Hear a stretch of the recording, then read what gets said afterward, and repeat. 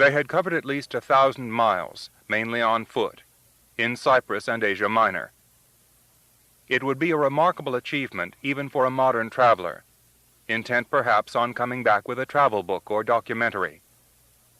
Much as a man might try to do it the hard way, it would be impossible to emulate the conditions that Paul and Barnabas encountered. But they were not doing anything so simple as to produce an entertainment. They were trying to convert the world. Faced with contemptuous or hostile officials, they were also confronted with worse hostility from many Jews, as well as pagan ignorance from Gentiles. It is doubtful whether they could ever reach the peasant level of the peoples. There were too many problems of dialect and language.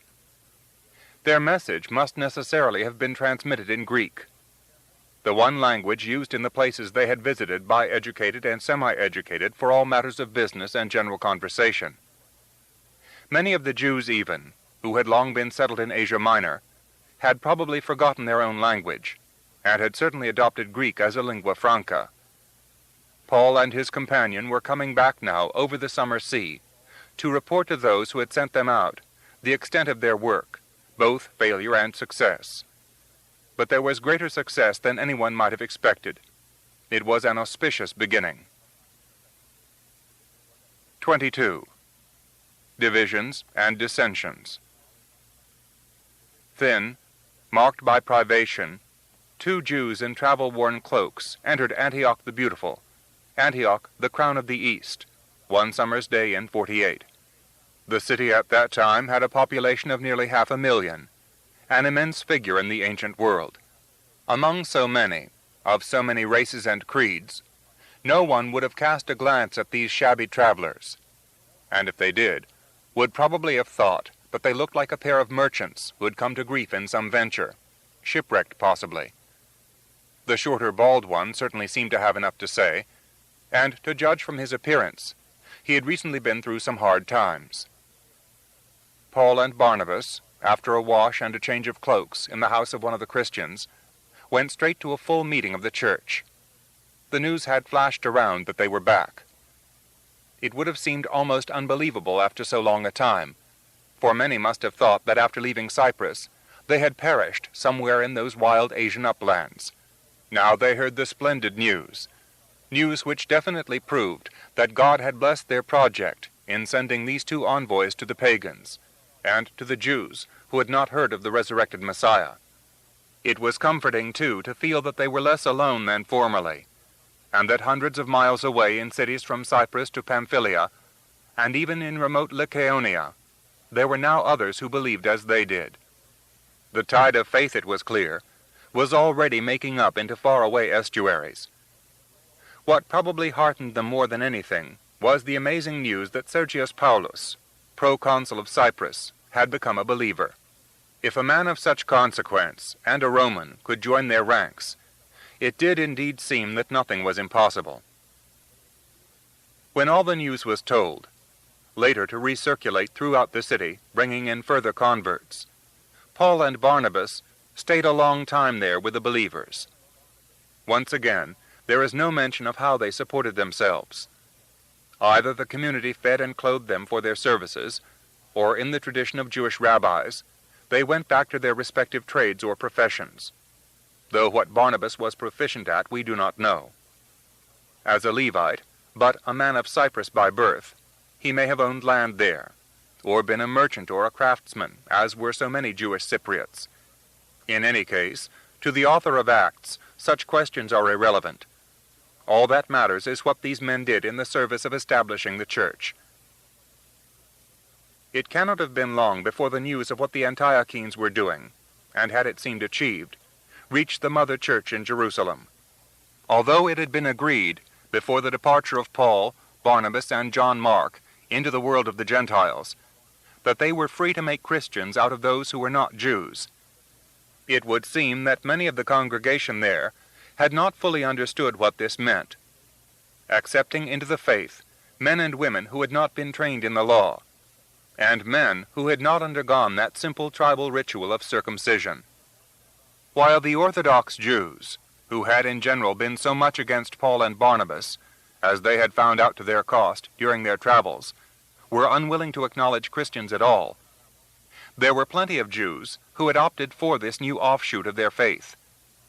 But they would not tolerate the fact that Gentiles, who had not even embraced the law, might be received. One cannot help wondering whether John Mark's desertion was not occasioned by the fact that he found Paul, and even Barnabas, prepared to accept Romans, Greeks, and Asiatics, who had no knowledge of the law whatsoever.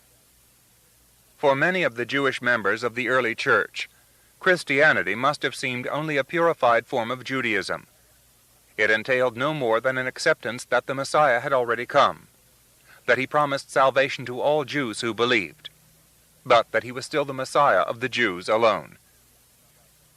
The news that these two converters had been working among pagan Cypriots and remote Asiatic barbarians, and receiving them into the church without demanding full conformity to everything that had gone before, came as an unpleasant revelation. It appeared that this man Paul, once so ardent a Pharisee and persecutor of Christians, was now saying that the whole world could come within the embraces of their church, not only without being Jews, but without accepting Torah. This was unthinkable and highly undesirable. When they had come to believe in Jesus as the true Messiah, they had not envisaged that he would become a Messiah for Gentiles as well, unless, of course, those Gentiles did the same as converts to Judaism did. It is easy to understand their outlook. Their country was in Roman hands. They paid their taxes to Rome. They had been prepared to believe that the promised kingdom was not of this world, but they considered that the Messiah had been born a Jew and had come to preach salvation to Israel. Were they also to believe that even their oppressors might enjoy the benefits of the kingdom without coming under the discipline of the law and without bearing the caste mark of circumcision? It all seems somewhat trivial today, but this argument about a relatively minor operation on the male member, but, as has been said before, it was a matter of great significance at the time. Judaism did not recognize uncircumcised proselytes. Therefore, those who were now prepared to believe in a Jewish Messiah must conform first of all to this basic law.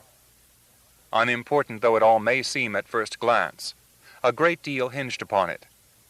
It would determine whether Christianity was an advanced form of Judaism, or whether it was something very different.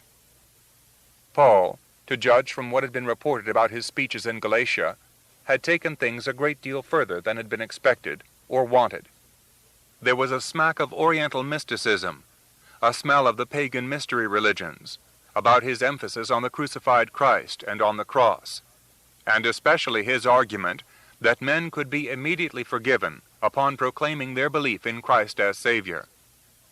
Something had to be done about it. Certainly an investigation must be made as to what exactly was being transmitted to foreigners far away from the mother church in Jerusalem. Peter had already declared his position after his dream about the great net let down from heaven, as well as by his association with the centurion Cornelius, when he had said that, although it was against the Jewish law for a Jew to associate or eat or drink with Gentiles, God had revealed to him that no man must be considered common or unclean. When Peter came to Antioch to see Paul and Barnabas, he made no secret of his convictions. In this city, the only one in the East where Gentile and Jewish converts met on equal terms, he also mingled like the others with former pagans. Then the Pharisaic Christians arrived on the scene, the delegation sent from Jerusalem to investigate charges of laxity or even an element of pagan heresy in what was being promulgated in Antioch. No doubt, the city itself shocked them. It was the kind of place where, if he must earn his bread there at all, any good Jew or Christian would keep strictly within his own group. Then they found out that the Gentile converts had definitely not been circumcised. But what troubled them as much as anything was that Jewish Christians were eating and drinking with these former pagans, possibly even eating the other thing. Peter felt the whip of their argument and ceased to associate with uncircumcised converts. He had, after all, been known to deny his cause before. His action in doing so inevitably made a deep impression on Barnabas and other Jewish Christians. Paul saw at once what all this was leading to. the division of the church. Unless prompt action was taken, it would be split straight down the middle, and there would be two branches of Christianity, one for Jews and one for Gentiles. This surely could not be the intention of Jesus' brother James back in Jerusalem. They had shaken hands in agreement before he and Barnabas had departed for their first missionary tour. It had been established then that he was to take the message to the Gentiles, but it had never been said that he must first of all make, as it were, pseudo-Jews out of them. He could discount the investigating delegation. He could always deal with their arguments. But what he could not discount was Peter's backsliding, and it was Peter's behavior above all that very naturally influenced others. Peter was not an intellectual. He could not see that the current dispute might easily destroy the embryo church. He was a great, good man of entire simplicity, the reason why he had been chosen by Jesus. Paul destroyed his position, as well as that of the investigators, in one short, sharp public encounter, probably before the assembly of the whole congregation. If you, he said, who are a Jew, live like a Gentile and not like one of your own race, how can you possibly insist that Gentiles live like Jews? In view of Peter's previous conduct, in view of his real convictions, the question was unanswerable. He accepted the force of Paul's logic immediately, and never afterwards showed any resentment at what almost amounted to a public humiliation. He was too big a man to feel any rancor, and he was a man who could always recognize what was right, even if he could not always do it. He knew, in fact, the Pauline predicament. As far as Antioch was concerned, the matter was almost at an end. Paul had saved the church from division, but it was still important to get the approval of Jerusalem. James the Just, that mysterious figure who looms powerfully but obscurely over all this early history, must be consulted. A final decision must be given. Paul and Barnabas and a number of other unknown delegates were now dispatched to Jerusalem to get the exact ruling on this awkward and all-important subject. Peter, it would seem, had already preceded them to Jerusalem. He had undoubtedly gone straight to the house of James. He himself might be the first of the disciples, certainly the most prominent in the testimonies of the four Gospels, mentioned by Mark 23 times, by Matthew 24 times, by Luke 27 times, and by John 39 times. But it was the brother of Jesus who seems to have been accepted as the head of the church. Close on Peter's heels came the delegation from Antioch, astonishing the Christian community through which they passed by their tales about Asia Minor, and about the establishment of the church in such remote places as Lystra and Derbe.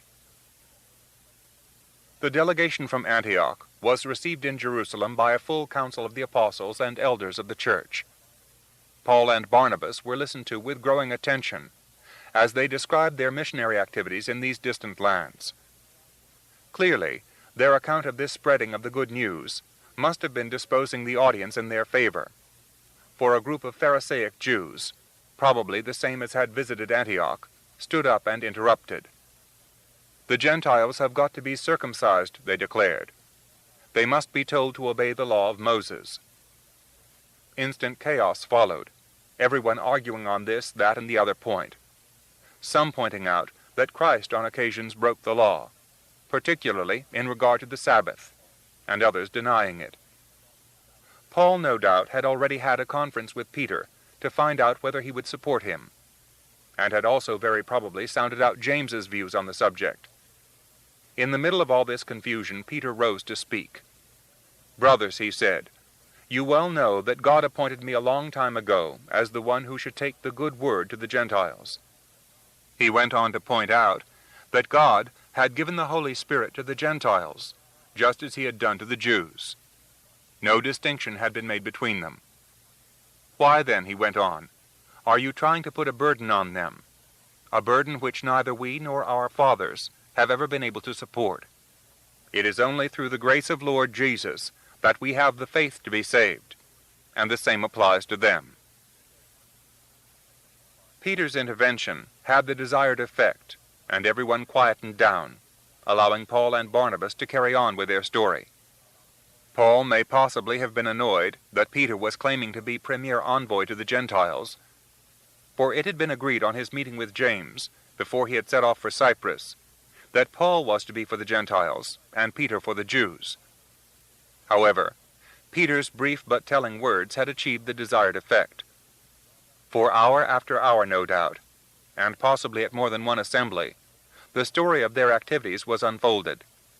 At the conclusion, James alone stood up, evidence enough of his position in the church, and defined what was to be the attitude towards the Gentiles.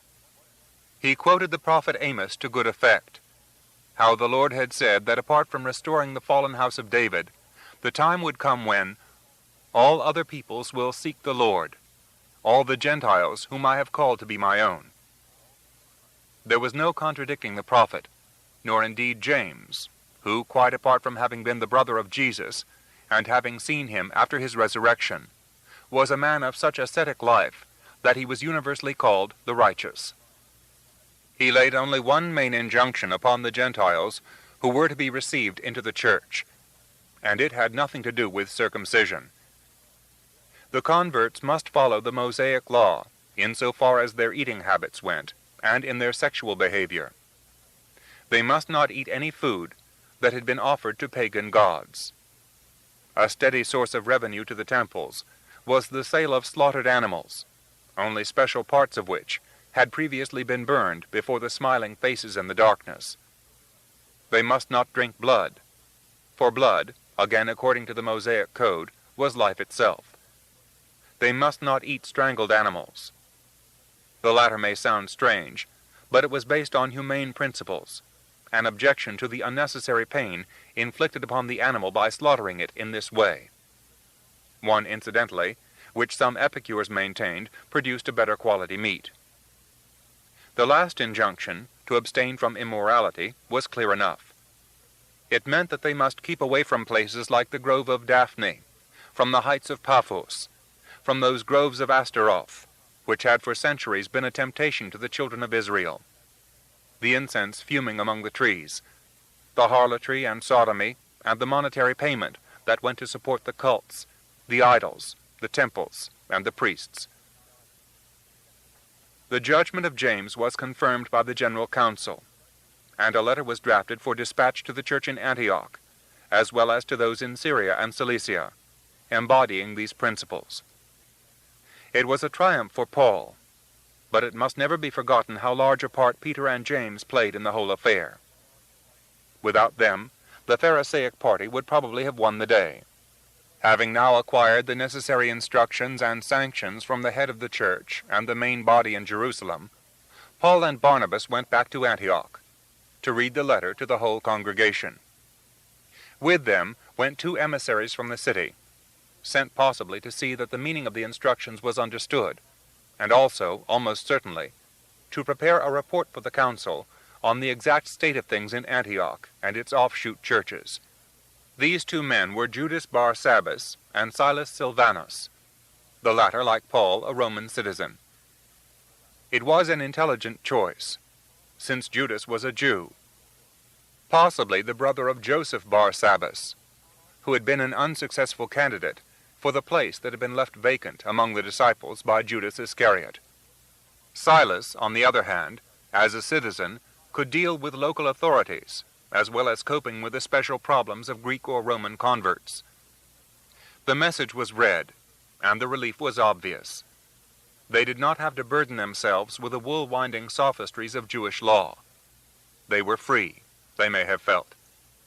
In fact, they were far more burdened than those who twined their limbs under the dark green laurel leaves in the grove outside the city. 23. Roads. It was agreed by the church at Antioch that Paul and Barnabas should revisit the scene of their recent labors, reinforce the communities, and above all, make sure that there was no backsliding. Throughout the whole of Jewish history, as the denunciations of so many of the prophets show, the children of Israel were very prone to follow after strange gods, to fornicate and commit adultery, to overindulge in wine, and in fact, to break all the commandments. If it was so difficult to keep Jews, who had been trained and educated in the law, on the straight and narrow path, it was easy to imagine how great would be the concern about Gentile converts to Christianity. Men and women who had been born pagans, had sacrificed to idols, and had probably indulged in every sort of immorality. It was important, furthermore, that the new orders from the Mother Church at Jerusalem should be transmitted to these people far away. It was rumored that some of the Pharisaic group were already active, trying to get them to obey the whole of the law. If that was almost impossible for Jews, it would certainly prove so for Gentiles. It would probably deter them sufficiently to turn them back to their old ways and beliefs. Paul and Barnabas must get to them quickly and tell them about the new dispensation. The expedition was due to set out from Antioch in the spring of 50. Then a violent quarrel broke out between Paul and Barnabas. The latter once again wanted to take John Mark along with them. The exact reasons why Mark had left them before in Pamphylia and gone back on his own will never be known. But there can be no doubt that Paul viewed it as an act of unforgivable desertion. Mark, as has been said before, may have had some good excuse, but as far as Paul was concerned, he had failed in the field. It is quite possible that Mark disliked Paul personally. He was hardly the easiest of characters, or disliked his interpretation of Jesus' life and works. It might have been expected that Barnabas would accept Paul's judgment and dismiss Mark, but he was determined to revisit his native Cyprus. So they separated from each other. Barnabas and Mark went to Cyprus, and Paul, accompanied by Silas, went through Syria and Cilicia en route for Lycaonia. The fact that Silas was also a Roman citizen was an advantage. In case of any trouble with the governing authorities, both of the men could claim citizenship, and therefore a fair trial. The quarrel, in effect, proved beneficial, for instead of one expedition setting out to cover the same ground, there were two, which meant that the work could be done more thoroughly. All the same, it was not the happiest way for previous traveling companions, who had been through so much together, to part. If Paul was right in his refusal, he was at the same time somewhat lacking in that charity or loving kindness, which was at the core of his message. After visiting the churches on their way through Syria and Cilicia, it is probable that Paul and his companion also visited Tarsus. Paul would certainly have wanted to see the state of the believers in his native city. Tarsus, in any case, lay on their route through the Cilician gates, which would lead them to the uplands of Asia Minor. The longest, and one of the most difficult passes in the world, the Cilician gates in some places were little more than 30 feet wide. They had witnessed the passage of many armies, and of many men much more famous than these two obscure travelers. Among others, Alexander the Great with his army had passed this way en route for the conquest of the East. Paul was destined to go west, bound for another and quite different kind of conquest. Even if it was late spring when they went through that fearsome rocky landscape, even if the snows had already melted, they would have been wet and cold, struck to the bone by the dark dampness of the cliffs towering above them.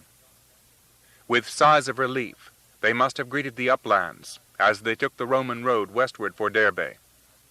After seeing the converts and reading the instructions from the church at Jerusalem, which will have been received with considerable satisfaction, they moved on again to Lystra.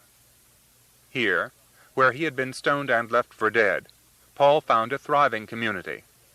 He and Silas stayed in the house of a widow and her son, a young man called Timothy, both of whom had been converted on his previous visit.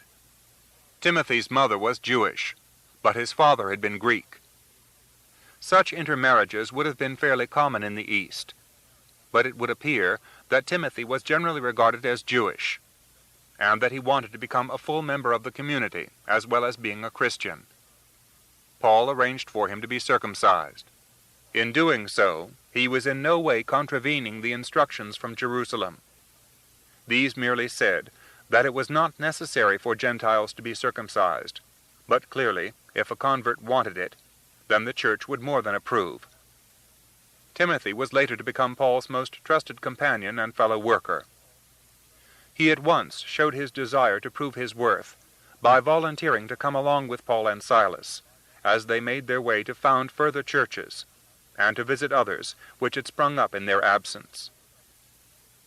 It is clear that Paul's ambition was to go to the ancient Ionian city of Ephesus. It was on the coast, a little north of the beautiful island of Samos, and commanding considerable trade, as it was on the great river basin of the Caister, and within easy reach of two other important rivers. Ephesus was an ideal place in which to begin a new community, in contact with all the hinterland, and a major center for communications with Greece. Paul was ambitious. Greece lay next in his mind, and beyond Greece, Italy and Rome. For years he had been, as it were, on the periphery of things. But the experiences of his first expedition had convinced him that he had the capability of changing the world. Greece was still the intellectual center of this world, but beyond that lay Rome, the seat of power.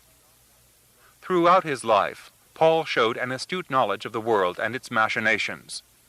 He knew where power lay. Some of it, of course, in Jerusalem, though little of that was political, some in Antioch in Syria, less in Pisidian Antioch, less still in his native Tarsus, and naturally far, far less in remote places like Derbe and Lystra. If he was not ambitious for himself, and he certainly was not in material terms, he was overweeningly ambitious in the cause of his belief. Paul, throughout all his privations, troubles, and physical torments, was always capable of imagining success. In this he had no doubt, and his flaring determination could cut through the uncertainty of others. Most people, and it is as true today as it ever was, do not know what they really want. Except maybe a quiet or relatively untroubled life, with some reasonable security for themselves and those they care for, and a peaceful exit from the world. The great dreamers are not like that. It is a curious fact that certain types of men even have physical similarities. His outward appearance was distinguished by simplicity and strength. He was below the middle height, with the plebeian features of the Slavonic type of face, brightened by piercing eyes. And his powerful forehead, and still more powerful head, gave him a marked distinction. He was tireless in work to an unparalleled degree. He put the same exemplary conscientiousness into reading lectures in a small workmen's club in Zurich, and in organizing the first socialist state in the world. The simplicity of his daily habits was due to the fact that intellectual work and intense struggle not only absorbed his interests and passions, but also gave him intense satisfaction. His thoughts never ceased to labor at the task of freeing the workers. Those words were written about Lenin by his great compatriot Trotsky, and it is not difficult to see that if one substitutes Derbe for Zurich, and the Christian Church for the first socialist state, there are considerable similarities. There remains, however, one vast distinction. Lenin was concerned only with freeing the workers from the chains of a certain type of materialistic society, and substituting for this what he considered to be an infinitely better and more efficient one. Lenin certainly wished to change the world, but this was, one might say, in a relatively limited way. And of necessity, he was concerned first and foremost with his own country, Russia. Paul wished to change the world entirely. He was always concerned that the followers of his belief looked after the poor and sick, and that they worked hard at their trades. But he was asking something of them far harder than that they must be good living workers in a social community. He was certainly asking them that, but he was also demanding that they become members of a completely timeless community, where neither trade, nor profession, nor race mattered, compared with a love and compassion for all fellow men. Paul was not responsible for the death of anyone in his life, except that, before his conversion, he did acquiesce in the death of Stephen. Can the same be said of Lenin? Paul wrote much, But he never wrote anything called In Defense of Terrorism, as did Trotsky. He was prepared to die for his belief, but not kill for it, nor ask any others to do so. This was the man who now contemplated from the midsummer uplands the prospect of going to Ephesus. As so often, his common sense got the better of him. Ephesus was a malarial area, and whether he had had malaria before or not, his health was not strong enough to risk the hot coastland at that time. It is noticeable on this and other occasions that the Holy Spirit did not let them go. Bithynia, well to the north, with a Black Sea coastline as well as a coast that faced Byzantium and Propontis, the Sea of Marmara, suggested itself to them. But again, the Spirit of Jesus did not allow them. This was logical enough, for apart from Byzantium, the area was primitive, with few towns of any importance, and although well wooded and fertile, had little else to commend it from their point of view. Paul's real interest lay in the west, in Greece and Italy, where he could communicate his message to peoples capable of understanding it, and of disseminating it on fertile soil. So they traveled on steadily westward through Mysia, the northwestern corner of Asia Minor, until they reached the port of Alexandria Troas. The city had been named in honor of Alexander the Great, and was so called to distinguish it from Alexandria in Egypt. Apart from its connection with the great conqueror, Troas was also famous for being situated on the coast, near the site of ancient Troy. Strabo tells us that Romans making the grand tour of Greece regularly came here to inspect the site of the Trojan War, no doubt quoting to one another passages from Homer as they mentally reconstructed the scenes. Troas was almost in the shadow of Mount Ida, whose northwestern spur ran practically to the coast. Paul cannot have failed to have heard of Homer, but will almost certainly never have read him. All those adulterous gods and their strumpet wives and mistresses. With despondency, or with scorn, he may have contemplated the tourists and the guides, as they left the city to spend a day at Troy, or a night on the sacred mountain. On the peak of Ida, where Zeus had sat to watch the fluctuating fortunes of war, or on one occasion lain in the arms of Hera, covered by a golden cloud, there grew an immense pine over 200 feet high. According to Strabo, the Roman or the Greek would carve his name on its bark to record his ephemeral presence, like visitors to all such famous sites throughout the centuries. West and north from Alexandria Troas lay Macedonia, home of Alexander, home of those hardy mountaineers who had conquered Greece before going on to conquer Asia and the East. There would have been many Macedonians in the streets of the city, men quite different from the Greeks whom Paul would have met before, speaking a broad dialect, wearing large-brimmed hats and heavy woolen cloaks, and looking as if they could give a good account of themselves in a tavern or dockside brawl. It was not so surprising that Paul should have had a vision one night that he saw a man of Macedonia standing before him and saying, "Come over to Macedonia and help us." Macedonia was the obvious place to arrive in Greece, and Troas an equally obvious point of departure from Asia. Midsummer, and the Meltemes were blowing, those winds from the north that are almost the only winds in the Mediterranean that even approximate to the trade winds of the great oceans. They could be expected to blow from between northwest and north, reaching force 6 or 7, usually falling away towards evening, although on occasions they might blow undiminished throughout the night.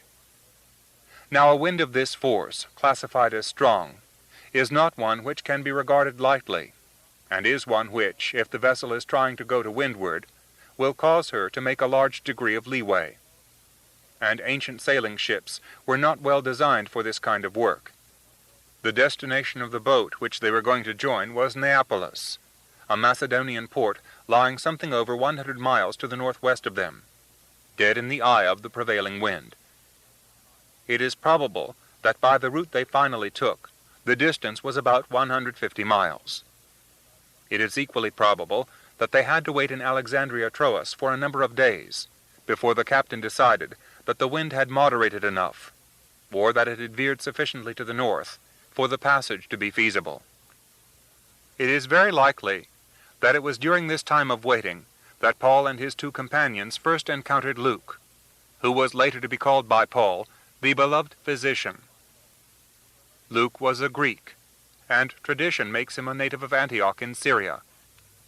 Even if he was, it is clear that his meeting with Paul must have been quite fortuitous, for the latter had had no original intention of going to this Mysian port.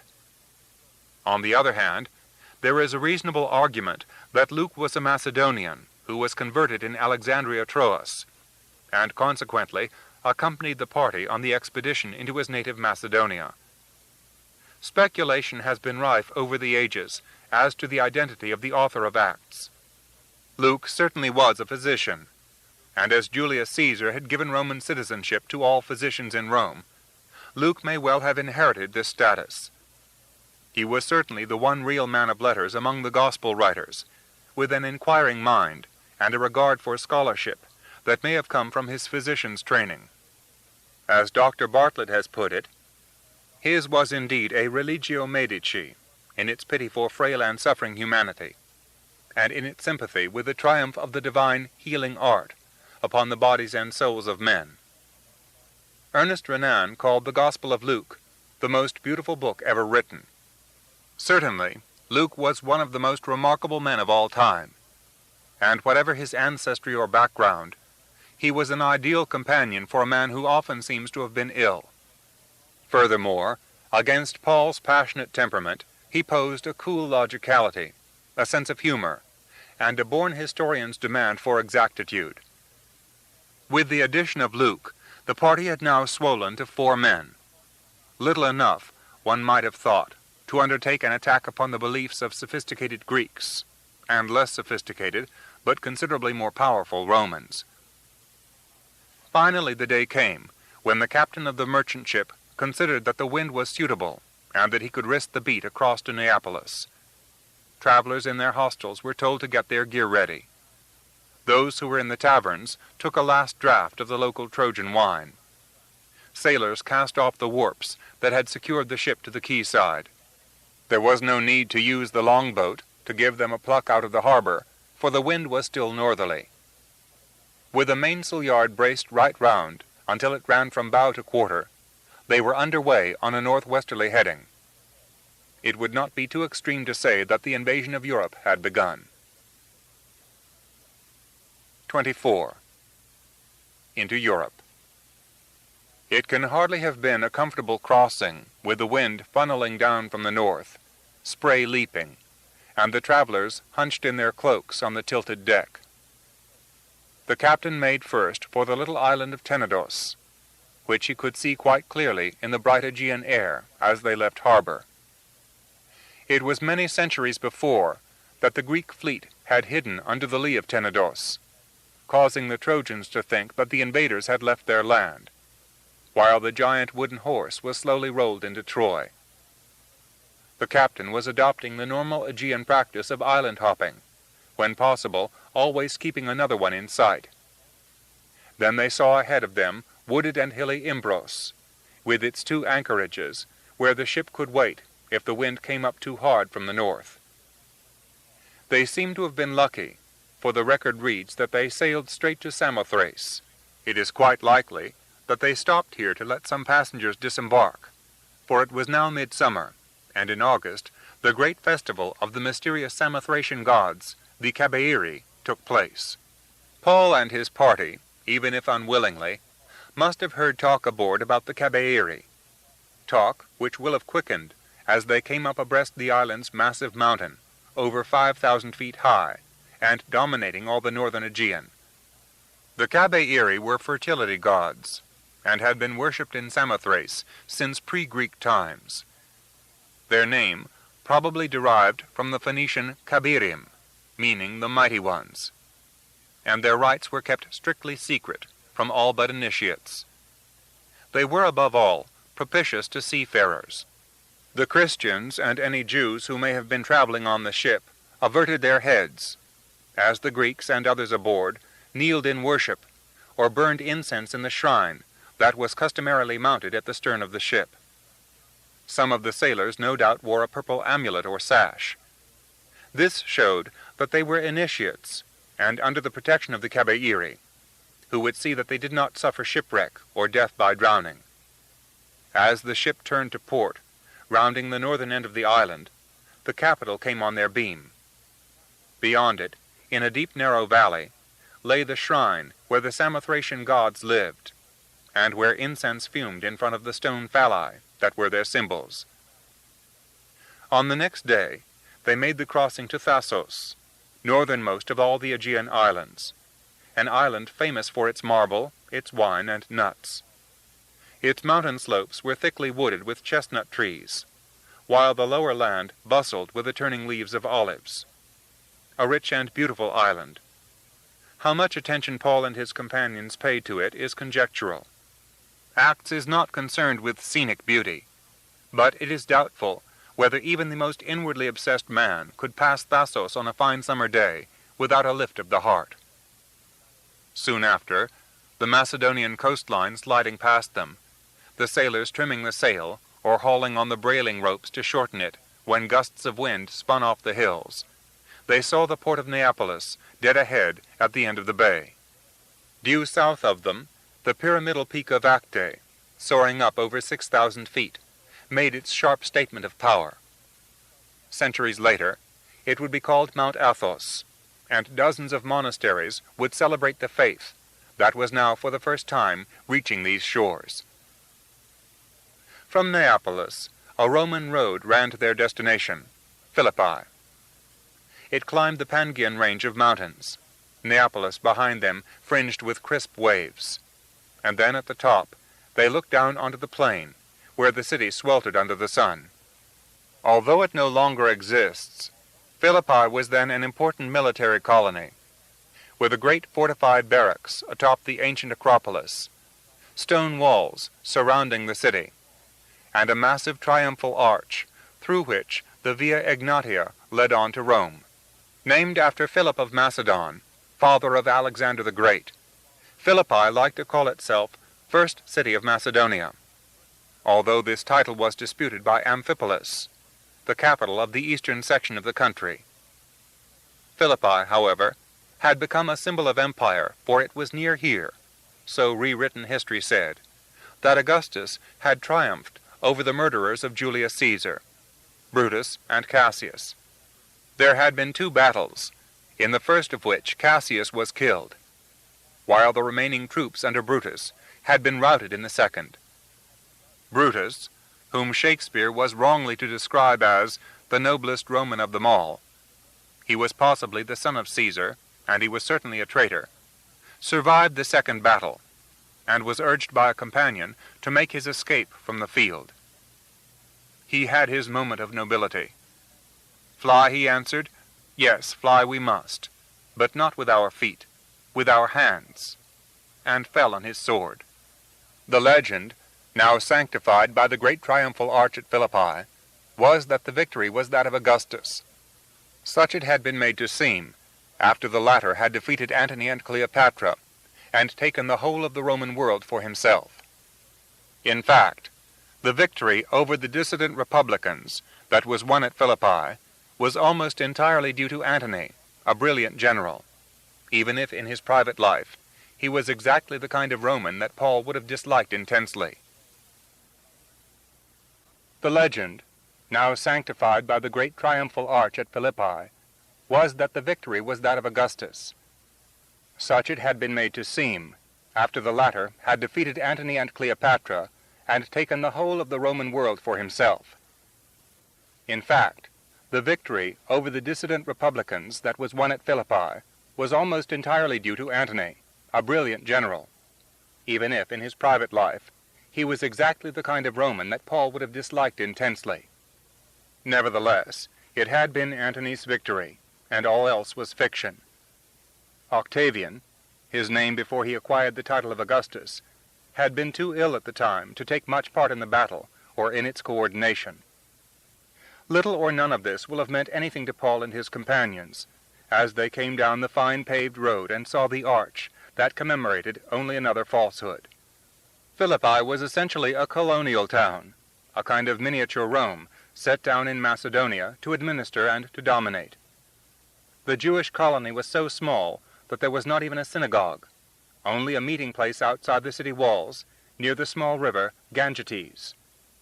Here on the Sabbath, Jews and a few Gentile converts would gather together for the ritual washing of their hands before prayer, and a reading of the law and the prophets. Paul, Silas, Timothy, and Luke, who had probably settled themselves into some local lodging house, such as were to be found in all similar Roman cities, a compendium usually of tavern, bawdy house, and hostel, soon found their way to the Jewish community. Paul took the first opportunity that came to hand to announce the news of the Messiah, of his resurrection, and of the promise that was now extended to all people under the sun, if only they would believe. In view of what followed later at Philippi and elsewhere, it is important to see just how this message, which might have seemed to have no more relevance to politics than the cults of Isis or Attis, could be misunderstood.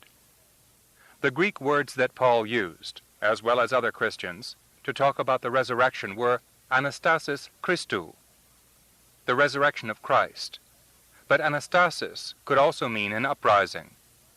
Whereas the Christians constantly incurred the hostility of Orthodox Jews for their proclamation that the Messiah had already come and had died like a criminal on the cross, they were destined to suffer at the hands of the Romans because of several misunderstandings.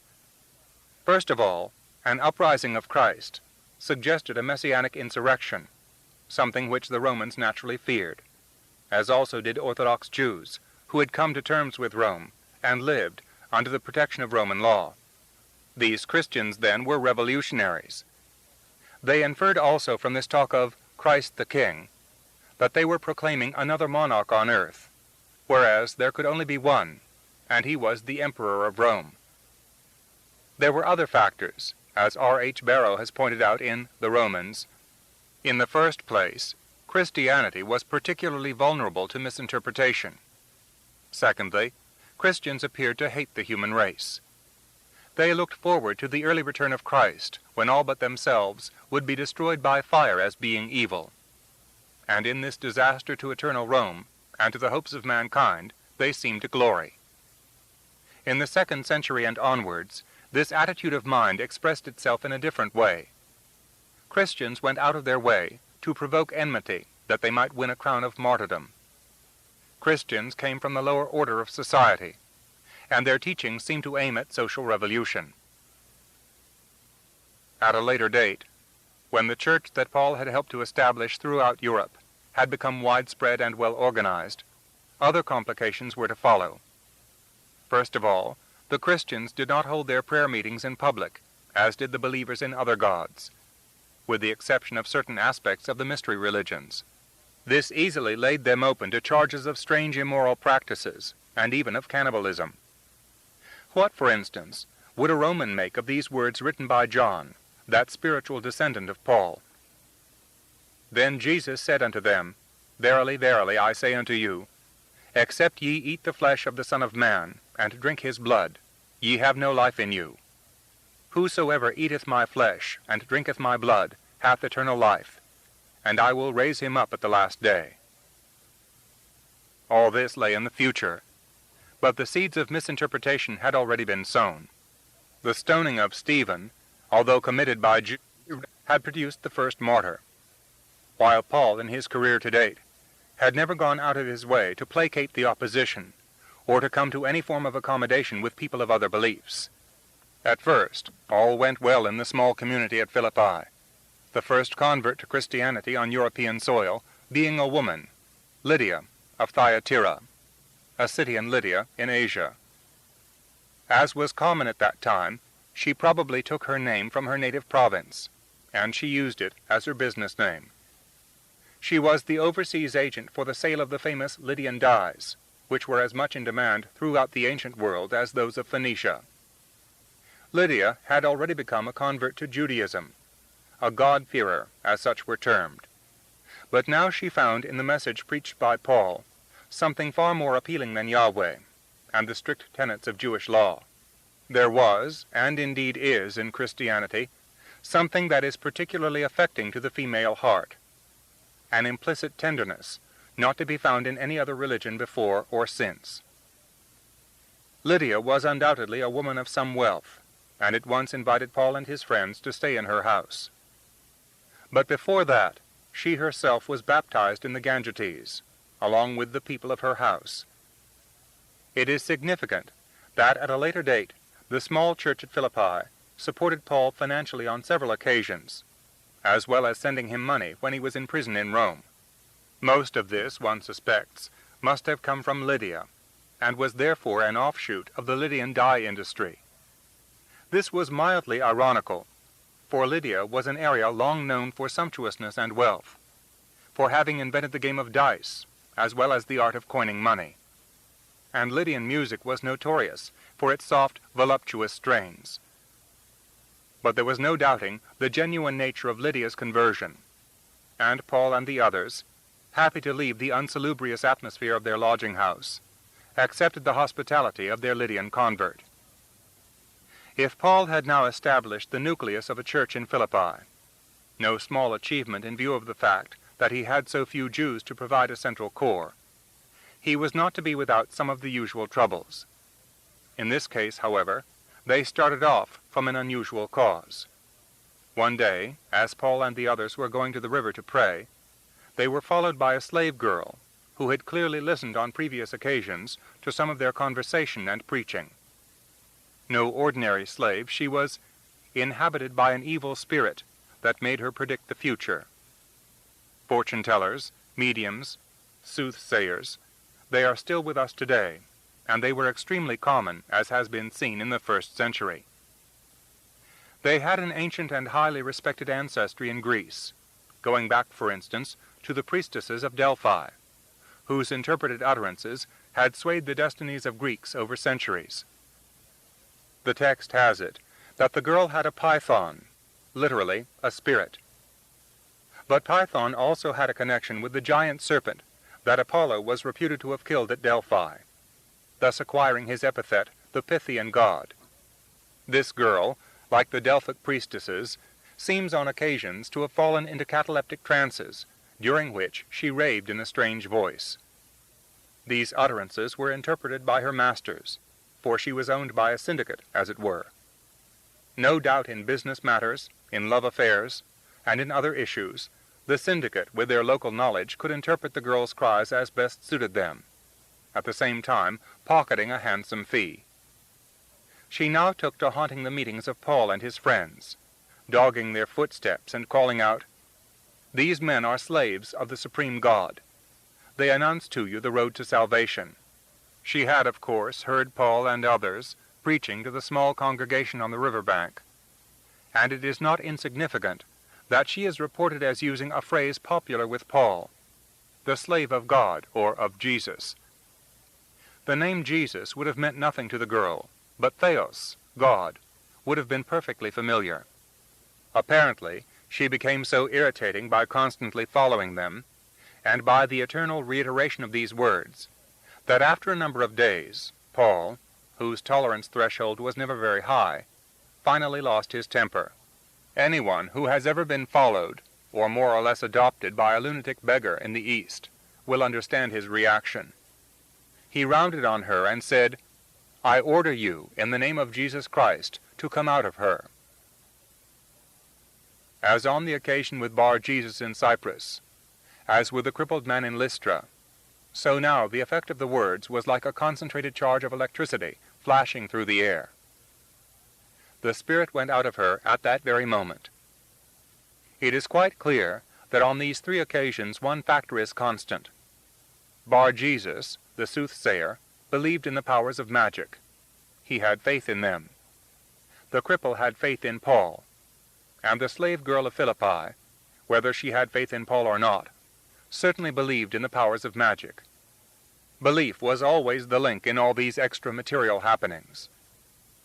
The reaction of the girl's owners was very understandable. They had been the possessors of a valuable capital asset, and now all they had was a slave girl like millions of others. Like anyone suddenly deprived of a good source of income, they were more than indignant, they were furious. it would appear that only Paul and Silas were present, for they seized Paul and Silas and dragged them before the authorities. The praetors were seated in the forum, dispensing judgment on the affairs that were being brought before them in the normal course of the day's work. But the sudden arrival of a mob, hustling along and kicking a pair of foreigners, caused them to put aside routine and attend to what seemed to be urgent business. The slave girl, incidentally, disappears from the story, but one cannot think that Paul really did her a good turn. From being an important and well-fed possession, she no doubt became a hewer of wood and a drawer of water. Paul and Silas were accused of being foreigners, Jews, disturbers of the peace, and of attempting to subvert the laws of Rome. At this point, both men should have declared their Roman citizenship and demanded a formal trial, to which they were fully entitled.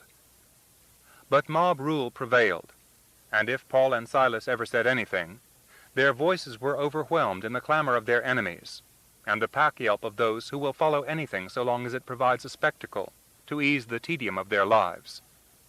Both may well have shouted out that they were Roman citizens, but even if the magistrates had wanted to give them a fair trial, it was clear that the easiest thing to do to keep peace in the forum was to have them sentenced and penalized on the spot. Paul and Silas were stripped of their clothes, and the lictors set about their task. Lictors were the officers who attended upon magistrates, bore before them a bundle of rods flanked by an axe, for capital punishment, and carried out the judgments of the court. A flogging was an experience never to be forgotten. Richard Wurmbrand, who wrote about his life in communist prisons, New York, 1968, said that the blows burned like fire. It was as if your back was being grilled by a furnace, and the shock to the nervous system was great. There is no reason at all to imagine that in the savage first-century world, the pain of a flogging was any less than that described by an anonymous sailor who served in the British Navy in the early 19th century. The cat-o'-nine-tails is applied to the bare back, which soon resembles so much putrefied liver, and every stroke of the cat brings away the congealed blood. All this Paul and Silas suffered. If they screamed, there is no record. Paul, certainly, was expiating his guilt in the murder of Stephen, and both of the men were enduring for their belief the far greater pains that their Savior had endured. The resilience of the human frame is almost unbelievable, as any examination of recent war records will show. Even the most materialist-minded, if they care to read history carefully, will find that men and women have endured what seem intolerable tortures and privations for the sake of a belief. Animals, caged in their simpler reactions to the universe, will concede more easily, and certainly will not die for an abstraction. Those, like Dr. Morris and the naked ape, who would equate human beings with their biological ancestors, make a mistake. The difference is not quantitative, but qualitative.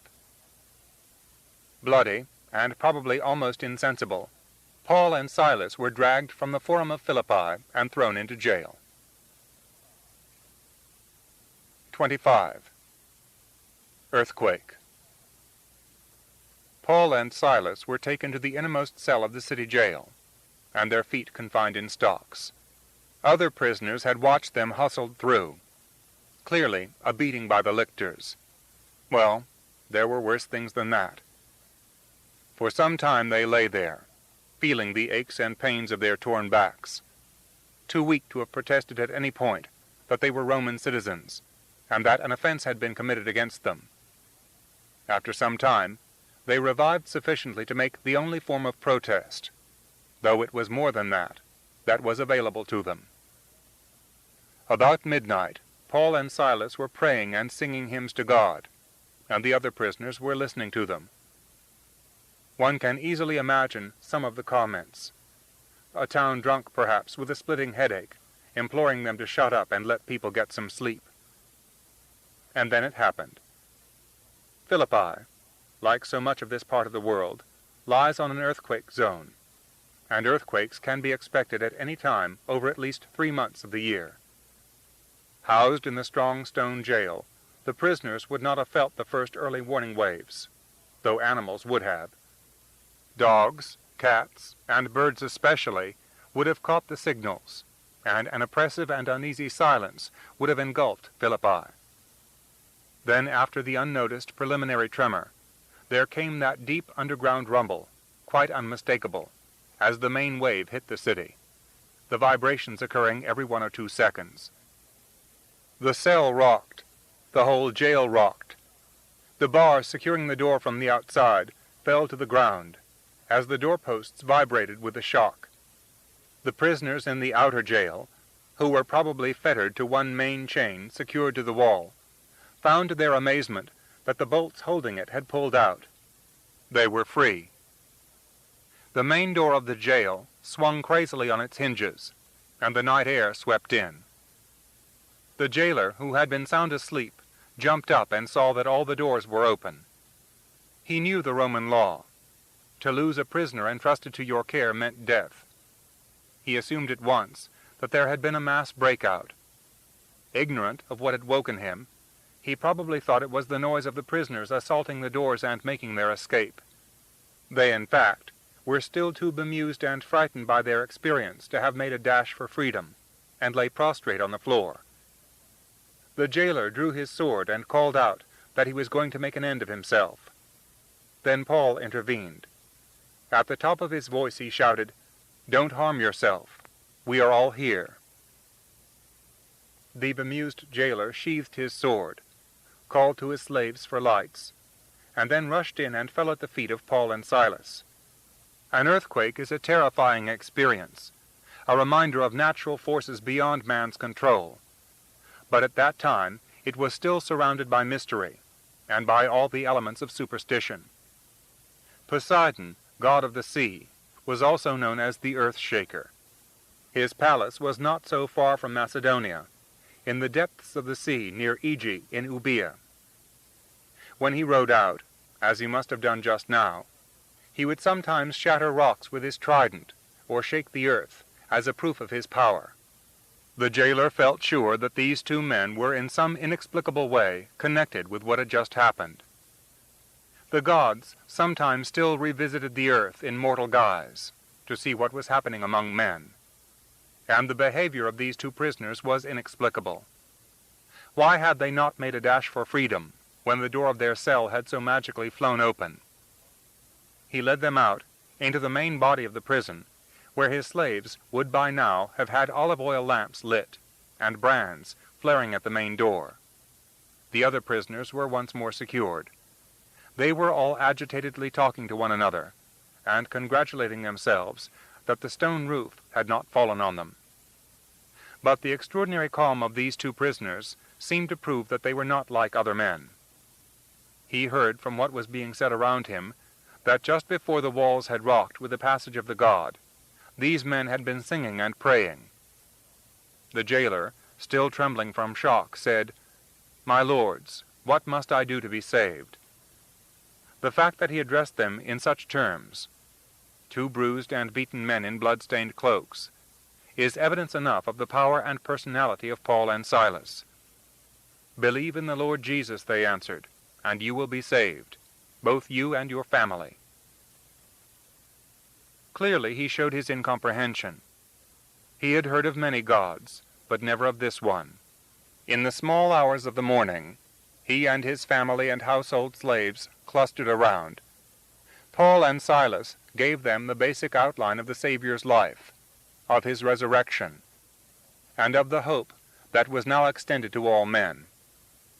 Still shaken by fear of the unknown, still somewhat mystified, the jailer and his people listened to the account of this God who was also a man, but who was also the one and only God. There were no others. Almost as an afterthought, he took Paul and Silas to the well in the outer courtyard, where he himself washed their lacerated backs and attended to their wounds. They had told him that he must be baptized, a purificatory washing as he understood it, which would remove the stain of his previous wrong beliefs, and which would awaken him to a new form of life. The jailer would not have been unfamiliar with the idea behind this ritual, for a symbolic death, followed by purification by water, was not unknown in other Eastern religions, notably that of Isis. Apuleius describes how an Isiac initiate had to undergo a sanctification ceremony followed by salvation through prayer. He and all his family were baptized at once, probably at the wellhead.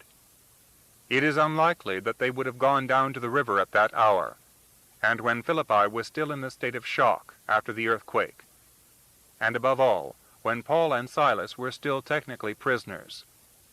Then once again the practical came to the fore. Paul and Silas were taken to their new convert's house and given some food. Olives, most probably, yesterday's bread, goat's cheese, and almost undoubtedly some wine. When they were hurled into jail, after their summary condemnation, they would have been in no state to receive the usual simple rations allotted to prisoners. Their wounds treated, in so far as the elementary medical knowledge of the time permitted, and some food and wine, which Paul was later to commend to the far from robust Timothy as good for his stomach, the two apostles were not in danger of dying. They were in any case reinforced to such an extent by the passion of their convictions that they could survive under conditions where many men would have collapsed for weeks altogether. It is, incidentally, even if it has no particular relevance to this occasion, always worth bearing in mind that men of this age and time were considerably tougher physically than moderns. They were the product, even if unintentionally so, of selective breeding. Whereas in the 20th century, the sickly and malformed may be kept alive, in their turn to breed.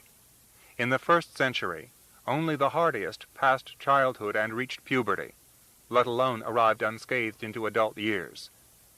It is ironical that so much of the sentiment and technical skill which is now expended in the Western world on keeping the sick alive derived from the belief propagated by Paul. If he had not been incredibly robust, kippered by the sun and the sea, inured to every kind of physical hardship and discomfort, it is doubtful whether his news would ever have reached Europe. It is probable that the jailer, however reluctantly, now took his two charges back and bolted them in once more. Whatever they may have said to him, and however much he had been convinced by their argument, they were still Roman prisoners, and it was as much as his life was worth to let them out of custody. The next morning, as the record has it, the Roman authorities sent the lictors down with the order, "Let these men go."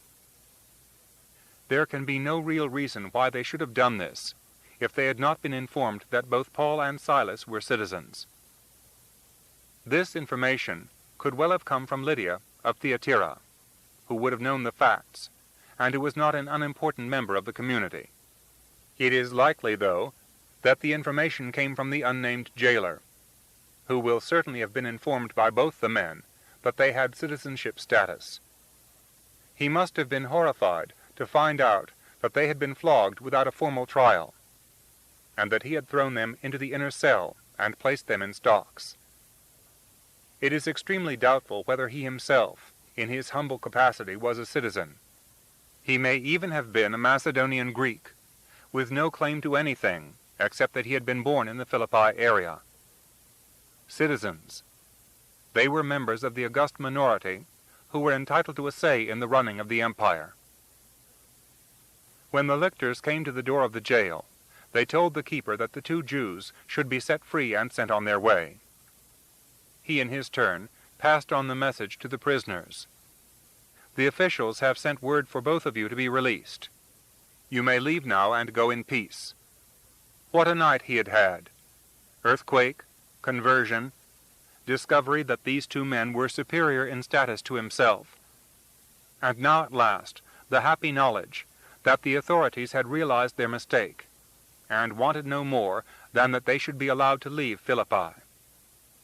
But if he thought his troubles were at an end, he had made a great mistake. The older of the two, the citizen Paulus of Tarsus, had no intention of leaving. He would not, he said, quit the jail until he had a full apology from the town authorities. He and Silas were brought before the lictors, almost certainly the very men who had beaten them the day before, who repeated the orders of the praetors. they both might go free, but they must leave the city limits. Despite his wounds, despite an earthquake, despite a highly emotional night in which he had added another cell to the Church of Macedonia, Paul was in no mood for such an easy dismissal as was being proposed. No doubt at this point he and Silas produced from their wallets documents that proved their citizenship. "We were never found guilty of any crime," said Paul, "yet they whipped us in public. See, we are citizens. Then they threw us here into prison. Do they now think they can send us away secretly? Not for a minute. Let the authorities themselves come right here in person and take us out." Few incidents show more characteristically the fire and passion of this man, who, if he had not been one of the greatest religious leaders of the world, would have made a superb politician. He knew he had the praetors of provincial Philippi over the proverbial barrel. They had made a gross error, had condemned 2 citizens of Rome to be flogged, something forbidden by at least 3 operative laws except after full trial, formal conviction, and still with the right to final appeal. The lictors withdrew and went back to the forum. Silas possibly suggested to Paul that it would have been better to go quietly, and not to have made a further scene about the matter. Paul was adamant. His blood was up, and in the same way that he would insist that members of the church should keep the laws of God, he was equally determined that the administrators of the laws of Rome should keep them too. After all, what was Philippi? A provincial garrison town, and he was a citizen of Tarsus, a place long honored before Philippi had acquired any real status. Paul had the Jewish temper, the same one that endured to the end of the siege of Jerusalem in 70, the same that 3 years after that led the zealots of Masada to commit suicide rather than surrender their fortress to the Romans. This ultimatum, an ultimatum issued by a beaten man held in the town jail, was now delivered to the praetors. They saw at once what a storm they had inadvertently sailed into. They could be reported to higher authorities. They could even be reported to Rome, and then they might well be ruined. All they had thought they were doing was punishing a pair of Jewish vagrants. Best, they wisely decided, to eat humble pie and apologize. The last thing they wanted was trouble from above, or trouble in the city, come to that. The sooner they got rid of these 2, however humiliating it might be, the sooner Philippi could return to its normal sleepy colonial status, with the wine parties of officers and their wives, and everybody's acknowledgments of difference in rank and in social position, and simple competitiveness about who had the finest courtyard, the best cook, or the best wine cellar. Paul had won the day. The town officials arrived and apologized, at the same time begging them to leave the town because they could not guarantee their safety if the mob got stirred up again. Paul and Silas, not without some condescension, agreed to this. But first of all, they had to pay a visit to Lydia's house and address the congregation. Luke, it would seem, who in any case had not been involved in the trouble of the previous day, decided to stay behind. He would not only be a mainstay of the new church in Philippi, but he would also be able to practice his profession in the city. He does not seem to have met Paul again until 6 years later, when the latter was once more in trouble with the authorities, this time on his way to prison in Caesarea. His last action before they left would have been to attend to their wounded backs, no doubt giving them an herbal salve to take with them. Lydia of Thyatira, Luke and the others of the small congregation watched them go. Paul, Silas, and Timothy set foot on the Egnatian Way, through the hot, swampy plainland, headed westward. 26. Orpheus with his lute. Autumn. Many centuries later, Rimbaud was to write words that could well have escaped from Paul, as he and his 2 companions made their way southwest through Amphipolis. Autumn already. But why regret an eternal sun, if we are engaged in the discovery of the divine light, far from people dying by the seasons? Autumn. Our boat, floating on the motionless mists, turns toward the port of Misery, the huge city with its sky stained with fire and mud. He might also have echoed other lines from the same poem. Sometimes I see in the sky boundless shores, covered with white and joyful peoples. Above me a vast golden ship waves its multicolored flags in the breezes of morning. The trio passed through Amphipolis, also known as the 9 Ways, a city which was almost encircled by the serpentine river Strymon. Once, one of the most important Athenian possessions in the north of Greece, it had been a bone of contention between Athens and Sparta in the 5th century B.C., finally falling to the brilliant Spartan general Brasidas. He had been killed in the battle which gave his state the victory, and his body was buried within its walls. Even when Paul visited it, only a few centuries later, Amphipolis had become no more than a small neglected colonial town. So short-lived are the values of places and of people in the limited human span. They passed through Amphipolis and Apollonia. Apollonia, on waters of Lake Bolbe, also goes unmentioned in the history of the Church. Their destiny was the great sprawling city, Thessalonica, named by the Macedonian general Cassander after his wife, the daughter of Philip and sister of Alexander the Great. Formerly, it had been called Warm Bath, and whether this referred to its natural springs or to its situation, the name was accurate enough. Modern Salonika, standing at the head of the great Salonican Gulf, is largely sheltered from the northerly winds and tends to swelter with heat in summer and autumn. Southwest of it across the Gulf rose the awe-inspiring peak of Mount Olympus, nearly 10,000 feet high, its summit covered with eternal snow, the home of the gods. Here they had their palaces, and from here they watched dispassionately the follies and the passions of mankind. The Thessalonica that Paul walked into after his journey of about 100 miles from Philippi was an important port, a natural outlet for all the products of the mainland, as well as an importer of goods. It was also a free city, the residence of the governor of Macedonia, and a center of industry and trade. As such, it had naturally attracted a fairly large Jewish population, and Paul knew well in advance that he would find a synagogue. He must also have known that he would find the same troubles as in similar places elsewhere: hatred from Orthodox Jews, and trouble with the authorities because he and his message aroused dissension. After his recent experience in Philippi, it took a great deal of courage for him and his 2 companions once more to put their collective head into the lion's mouth. Paul's immediate concern was naturally to address the congregation in the synagogue, and the elders courteously invited him to do so on the first Sabbath that he was in the city. His method, as usual, was to demonstrate by quotations from the prophets that Jesus had in all respects fulfilled every condition required of the Messiah. Again he told them what almost inevitably annoyed the Orthodox, that their Messiah was not the great conquering king who would make Israel the ruler of the world, but that he had already come, had been crucified by the Romans at the instigation of the Jews, and that he had risen from the dead. He was now the salvation of the whole world, and Gentiles were as welcome as Jews into the kingdom. As we know from his later letters to the church in Thessalonica, Paul was particularly absorbed in the doctrine of the second coming. Christ's return was imminent, and everyone should live as if each day was the last before the judgment.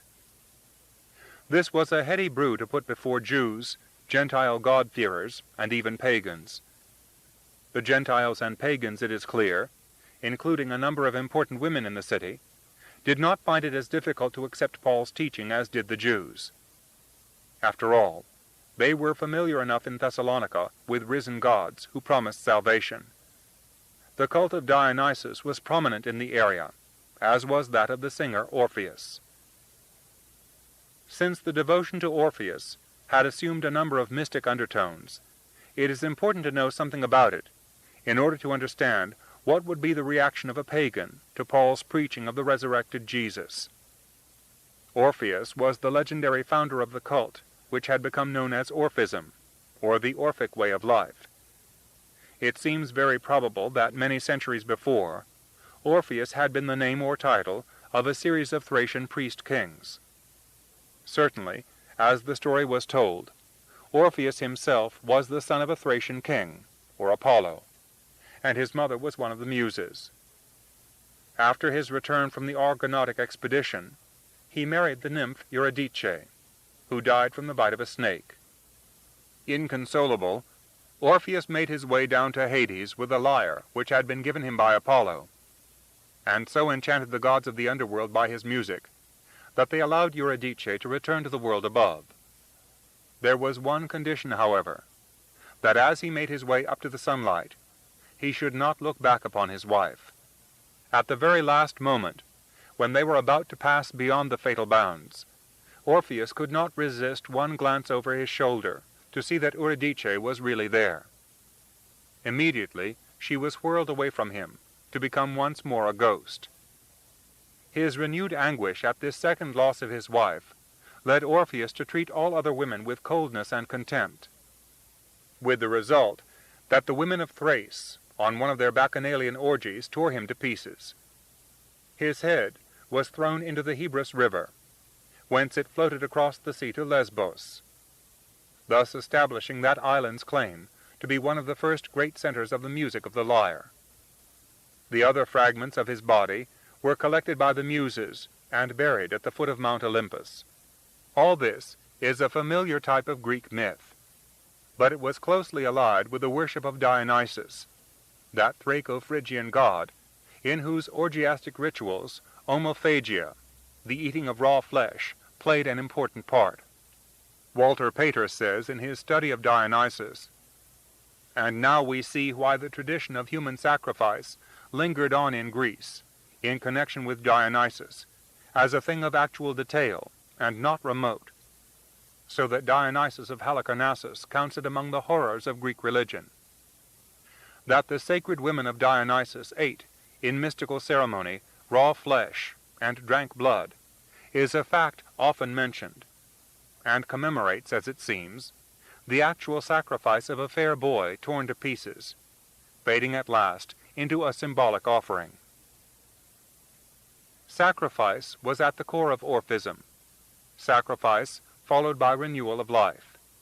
The original mythical story, or possibly not mythical, but referring to an annual human sacrifice to ensure the return of spring, became gradually overlaid by a far more intellectual and indeed spiritual way of thought. Man, it was considered, was part divine and part wicked. The main aim of life was to expel the wickedness, and this was achieved through a series of incarnations, so that finally, completely purified, the soul would be set free from the circle of birth.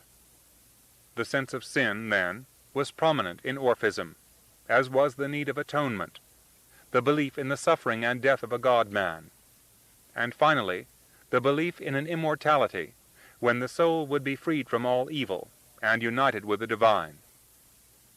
Philosophers like Plato and Pythagoras were influenced by Orphism, and it spread all over the Greek world, as well as into Italy, 500 years or so before Paul arrived in Macedonia.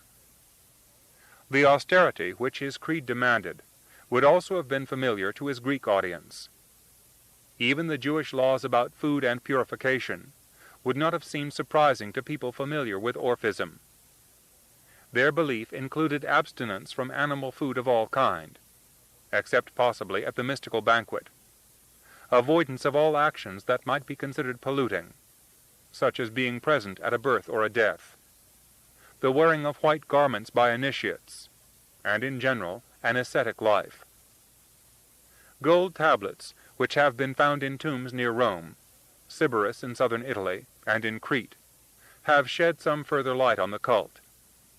These contain fragments of a sacred hymn, and were clearly buried with the dead to secure protection and an entry into the divine world.